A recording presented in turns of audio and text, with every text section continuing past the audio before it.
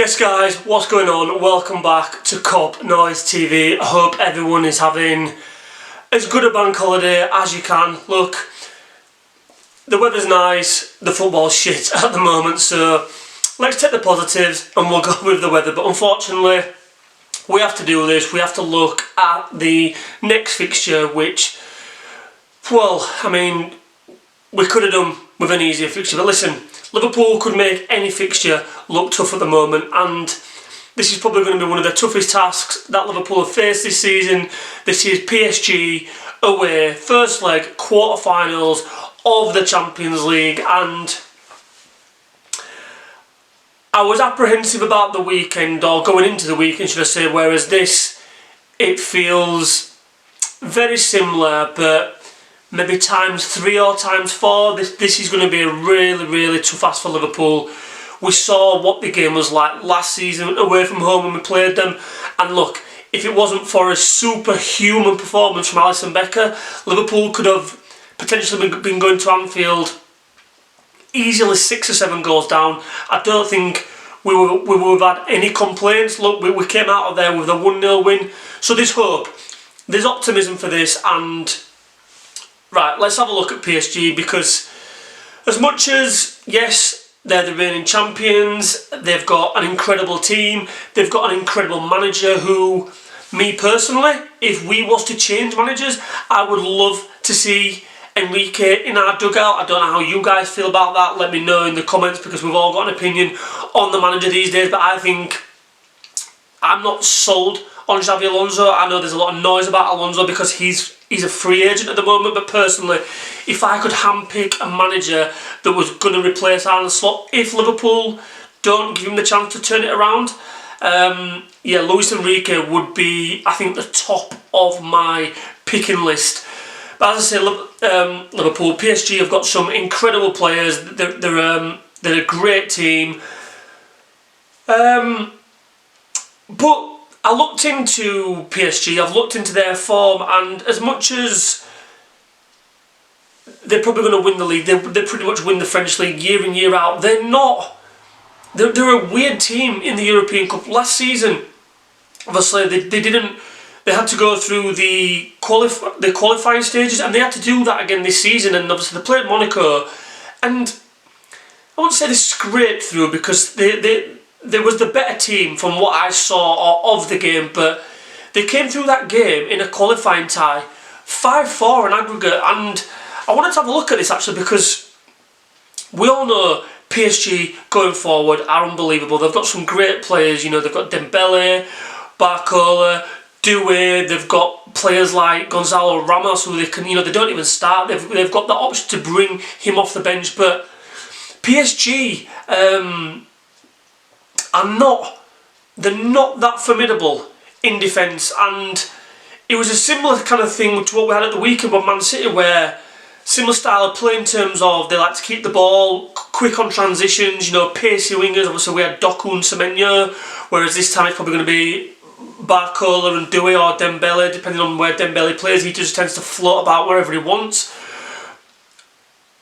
But great going forward, but they're not the best. They're not the best at the back, and this is proven with their record in the Champions League this season. So out of the 8 games that they played in the league stage, they won 4, drew 2 and lost 2. So they're not, as I said, they're not the formidable team that we all think in terms of a complete, from goalkeeper to striking. Yes, amazing going forward, but the defence can be got at, and Man City was similar to this at the weekend, whereas we could get at them, and we showed that by some of the chances that we created.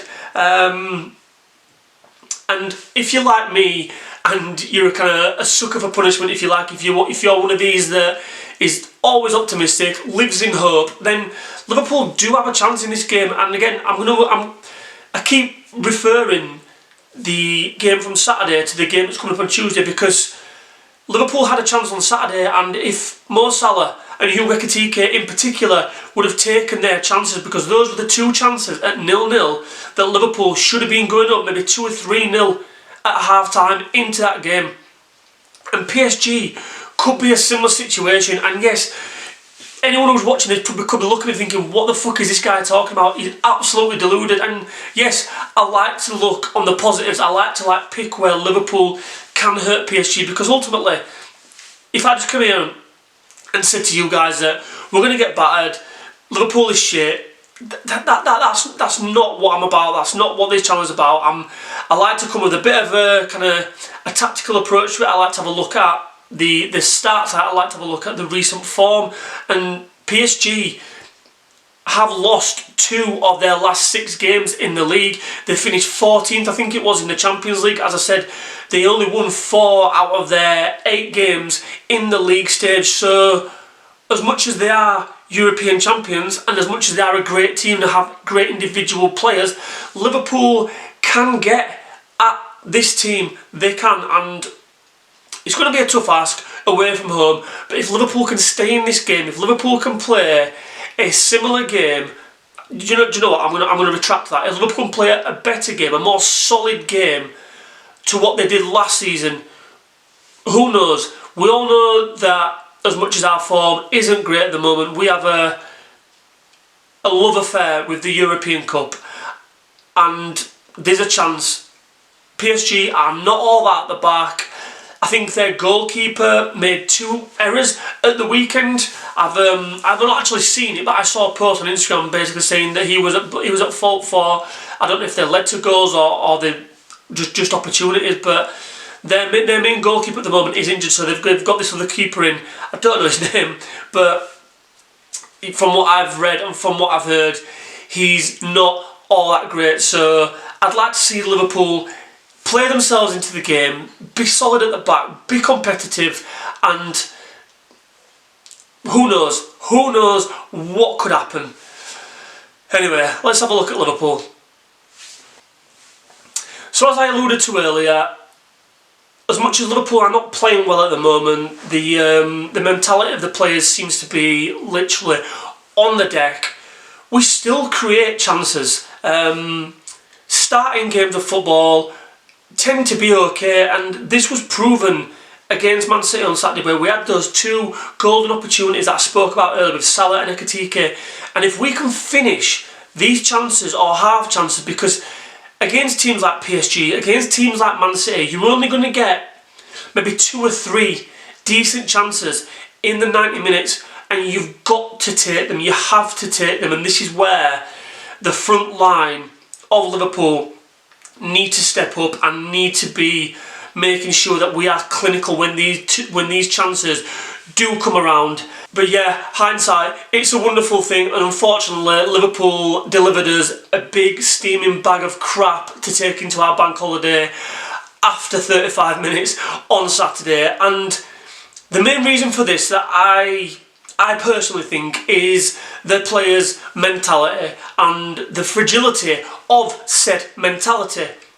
Because Liverpool on Saturday were the better team up to conceding a goal. Sloppy defending from Van Dijk led to the penalty. So what though? How many times have we seen in years gone by, Jurgen Klopp put this team together, assembled this squad of players, if you like, with the mentality of never give up, never say never, you keep going till the end. And how many times over the years have we seen this, against Dortmund in the Europa League, Barcelona is another one, times against like Villa, Forest in the league, there's countless ones in the league. We weren't even doing it at the beginning of this season. So the players need to look back on this, because as a club, we've got all these slogans everywhere about this means more, you'll never walk alone. You'll have seen them all plastered all over the AXA, in and around Anfield, all over the walls, in the tunnel. So the players need to look at this, and the players need to think, rather than just seeing these as just words on walls and going out and performing as they do, and when they do face a little bit of adversity, their heads drop, they start looking at each other, they start throwing their arms about like fucking Bruno Fernandes does. Soboslai's coming over to the away fans and fucking giving it all this because they've left. No. You need to take on board all this shit that as I say, the club, the foundation of a club is built on. And if the players can do this, then who knows? But for fuck's sake, they have got to be stronger mentally when facing adversity. And if you go a goal down, for fuck's sake, Liverpool, don't stress about it. Don't worry about it. Maybe just, Virgil, be the leader, be the captain. Get the team together and say, right, if we concede on 35 minutes or 40 minutes, you're right, fucking midfield, you sit on top of the defence, strikers, you come in deep, we're going to batten down the hatches, we're going to see this through till half-time, and we're going to get to half-time at 1-0 down, and then we're going to go again, rather than just fucking getting his heads down, taking shitty throw-ins, just giving it straight back to the opposition, and just opening the doors, not tracking runners. And for me, this lies solely on, not solely, sorry, but this is an important thing of when we talk about leaders on the field. And Virgil van Dijk, Mo Salah, McAllister, Szoboszlai, we're all saying he's going to be a future captain of Liverpool, although looking at his antics recently, who knows whether he's still going to be at Liverpool in a couple of years' time. But they have got to read the room. I mean, I'm not a professional footballer. I played football at a fucking shit Sunday League level. And even I know that if you're facing a little bit of pressure, it's like, right, okay, sit in, digging deep, make sure we don't concede another one quick. And that's exactly what happened on Saturday, and that's me, an absolute novice of football, talking like it's just the bare minimum, as in like, you stop the crosses, you know, you make sure that you don't give away silly free kicks, if in doubt, get it out kind of thing. And this kind of stuff seems to have gone away from some of the Liverpool players at the moment, and I, for one, I'm kind of shocked as to how this is, because to me this is just common sense of management, on-field management. And as we know from the game last season, this is going to be a tough ask for Liverpool, so we're going to need to dig deep. We're going to have to find something, a bit of steel, a bit of grit, a bit of determination, if we're going to take anything from this leg, never mind the tie, from this leg, because there's a fear amongst supporters, and I'm sure it is in the players and the club as well, that this game could be gone from the first leg. So Liverpool have to dig in. They're going to have to show something if they're going to be able to do anything getting through to the semi-finals. And look, we needed a world-class performance from our number one goalkeeper, Alisson Becker, last season. Now, we all know that Alisson Becker is potentially ruled out for potentially the remainder of the season, so he's not going to be in goal. So Liverpool, you can't rely on him. And as much as I think Mamardashvili is a decent goalkeeper, he's not Alisson Becker. So this is going to have to be a team performance if we're going to do anything in Paris this week. And in terms of other injury news, I'm doing this video before the press conference, so I mean, I'm not aware of any fresh injury concerns. The only thing that potentially could be unanswered is whether Alexander Isak may be included in the squad. Obviously, he's not going to start the game. I know there were people thinking that he was going to get a place on the bench at the weekend, just gone against Man City. Now, me personally, I never thought that was possible, and I think it was a step too far. Now, who knows? At Paris, you know, Isak might have had 4 or 5 full training sessions under his belt by then, so there could be potential as well, because I think we are allowed more substitutes in Europe. Correct me if I'm wrong, but I'm sure you are allowed more spaces on the bench, so we could see Alexander Isak as an option on the bench for Liverpool. And in terms of what I think Arne Slot will do in terms of his starting 11, let's have a look at this now. As I said just before, Mamardashvili will play in goal because Alisson Becker is injured. Right back is an interesting one. We saw Joe Gomez play there on Saturday. I thought he had a really, really poor game. If I'm honest, I thought Joe struggled a hell of a lot.